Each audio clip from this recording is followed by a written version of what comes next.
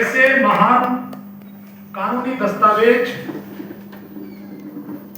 जो महज एक कानूनी दस्तावेज नहीं बल्कि सामाजिक परिवर्तन का एक औजार था, ऐसे भारत के संविधान के निर्माता बाबा साहेब अम्बेडकर की जन्म जयंती पर कोटि कोटि नमन करते हुए आप सबको उनकी जयंती की बहुत बहुत बधाई देता हूं। आज कृषि विश्वविद्यालय के इस गरिमामयी कार्यक्रम में उपस्थित कृषि विश्वविद्यालय के डीन दास साहब, कृषि विश्वविद्यालय के इंजीनियरिंग डिपार्टमेंट के डीन साहब पांडे जी, बहुत ही ओजस्वी वक्ता और बहुत अच्छे तरीके से बाबा साहेब के जीवन चरित्र को यहाँ पर बताने वाले डी दर्शन साहब, इस मंच में उपस्थित तमाम प्रोफेसरगण, छात्र छात्राओं, आप सबको मैं पुनः बधाई देते हुए अपनी बात को कम शब्दों में यहाँ रखना चाहूंगा कि बाबा साहेब का जो जीवन चरित्र है वो बहुत महान है। उनके बारे में कुछ भी कह पाना सूरज को दिए दिखाने के समान है। आज जब हम बाबा साहेब अम्बेडकर की जयंती को मनाते हैं तो यह सिर्फ एक व्यक्ति को याद करने का दिन नहीं है, बल्कि उस युगांतरकारी संघर्षों को सलाम करने का दिन है। डॉक्टर बाबा साहेब अम्बेडकर का जीवन पूरा संघर्षों से भरा रहा। हम सब उनके जीवन चरित्र से कहीं ना कहीं वाकिफ हैं। एक बालक, एक छात्र जिसे स्कूल के बाहर बैठाया जाता था, जो वहां पर स्कूल में मौजूद पानी के घड़े को छू नहीं सकता था, उसे देख सकता था, पी नहीं सकता था, जब वो अपनी माँ को कहता है कि ऐसा क्यों होता माँ, तो उसकी मम्मी कहती है बेटा मुझे तो नहीं मालूम, शायद किसी किताब में ऐसा लिखा होगा। तो उस समय उस बच्चे ने कहा था कि मैं एक दिन ऐसा किताब लिखूंगा जहां पर सारे लोग बराबर रहेंगे। जय जय जय जय जय भीम।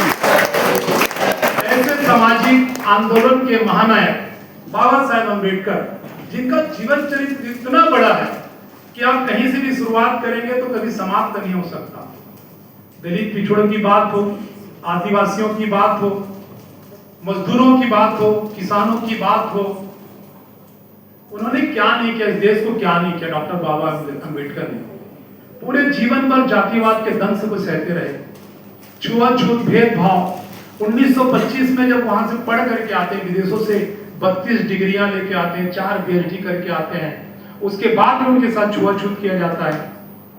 जिस रिक्शे में बैठ कर जाते हैं, जब उन्हें पता चलता है कि यह तो कोई अछूत जाति का व्यक्ति है, तो वो जो रिक्शा चालक है वो तक उसको उतार देता है और कहता है डबल कीमत लूंगा, रिक्शा को भी आप चलाओगे।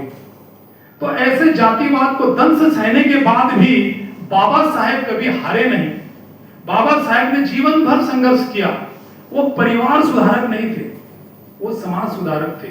अपने 4 बेटों को खोने के बाद भी उन्होंने अपने जीवन भर, एक वाक्य जैसे पढ़ने को मिलता है हमेशा कि उनका कोई चौथा पुत्र था, जब खत्म हुआ और गोल्ड में सम्मेलन में उन्हें भाग लेने के लिए जाना था, तो उनके बड़े भाई ने कहा कि भाई तेरा बच्चा मर गया भीम, तू कहां जा रहा है?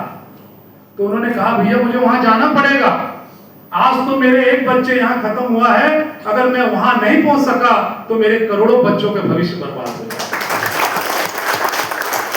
तो बाबा साहेब अम्बेडकर का जो जीवन चरित्र है बहुत व्यापक है। उन्होंने महिलाओं के लिए क्या नहीं किया। महिलाओं को जो आज मातृत्व अवकाश मिल रहा है, सड़क से लेकर सदन तक जो महिलाएं आज दौड़ लगा रही है, एक आदिवासी बहन अगर इस देश में राष्ट्रपति बनती है तो भी कहीं ना कहीं बाबा साहेब अम्बेडकर के खाने। जब उन्होंने इस महान दस्तावेज को बनाया, और वो दिन था जब मुस्कुराते हुए, बहुत गंभीर किस्म के थे, बाबा साहेब की किताबों को पढ़ते हैं तो मिलता है। तो जब उन्होंने भारत का संविधान को बनाया और इस देश के प्रथम प्रधानमंत्री जब जवाहरलाल नेहरू जी को सौंपा तो मुस्कुराते हुए निकले। तो उन्होंने, उनके जो मित्र थे जो उनके विपरीत विचारधारा के थे, पंडित मदन मोहन मालवीय, यार अम्बेडकर आज बहुत मुस्कुरा रहे हो, क्या बात है? तो उन्होंने कहा कि हाँ आज मेरे लिए आज का दिन सबसे बड़ा महत्वपूर्ण दिन है। तो बोले भाई ऐसा क्या हो गया? तो उन्होंने कहा कि मैंने आज रानी के पेट में नसबंदी कर दी है। अब राजा रानी के पेट से पैदा नहीं होगा, इस देश की कि जो वोटर है, जो जनता है, उनके बीच से राजा पैदा होगा। यही कारण है कि आज एक चाय बनाने वाला भी आज हमारे देश के प्रधानमंत्री बन के बैठे। तो साथियों, बाबा साहेब अम्बेडकर के जयंती के अवसर पर उनको याद करना, उन पर माल्यार्पण करना, ये अलग बात है, लेकिन उनके जीवन चरित्र को हम कैसे अपने आप में उतारें, उनके वे बताए जो रास्ते हैं उन पर कैसे चले, सामाजिक न्याय की हम कैसे रक्षा करें, लोगों को उनका हक और अधिकार हम कैसे दिलाएं, उस पर हमको काम करने के लिए जरूरत है। मुझे बहुत गर्व और खुशी हो रही कि आज मैं कृषि विश्वविद्यालय जैसे एक बहुत ही पवित्र स्थल पर आया हूं और जो हमारे नौजवान हैं, जो आने वाले हमारे देश के भविष्य है, उन लोगों के बीच में बैठा और चर्चा कर रहा हूं। बाबा साहेब अम्बेडकर ने कहा, मेरे मिशन को आगे बढ़ाओ। मेरे मिशन को अगर आगे नहीं बढ़ा सकते हो तो उसको रोकने का भी अधिकार आप लोगों को नहीं है। ये मेरे लिए कृषि विश्वविद्यालय इसलिए भी बहुत मायने रखता है क्योंकि यहाँ पर मेरे चाचा श्री हेमचंद नायक जी, वो जीवन भर यहाँ पर संघर्ष किए, प्यून के पद पर थे, लेकिन शिक्षा के दम पर उन्होंने अपने दोनों बच्चों को इसी कॉलेज से कृषि अधिकारी बनाया, जिसका एक का नाम भूपेंद्र नायक है और एक का नाम रीतू नायक मेरी बहन। तो शिक्षा ही सबसे बड़ी शक्ति है। शिक्षा, संगठन और संविधान, ये तीनों मिल करके ताकत बनता। आइए हम सब लोग, आज का दिन बहुत महत्वपूर्ण है, संकल्प ले कि बाबा साहेब अम्बेडकर की जो मिशन है उसको कैसे आगे बढ़ाएं, कैसे हम समाज में अपनी योगदान दें, पे बैक टू सोसाइटी का जो उन्होंने जो संदेश दिया है, कैसे हम आगे बढ़ाएं, समाज को कैसे शिक्षित बनाएं, कैसे संगठित करें। और बाबा साहेब का जो नारा है कि शिक्षा वो शेरनी का दूध है, जो पिएगा वो दहाड़ेगा, तो जरूर आप लोग उनके मंत्रों को अमल कीजिए। बाबा साहेब ने सब कुछ दे दिया। सोचिए, बाबा साहेब अम्बेडकर अगर आज नहीं होते तो हम लोग कहां होते? जो दलित है, जो वंचित है, जो महिलाएं हैं, भाई इतना छुआछूत, इतना ज्यादा जातिवाद, आज तो हमारे पास सब कुछ है, कहीं भी जा सकते हैं, कुछ भी कर सकते हैं।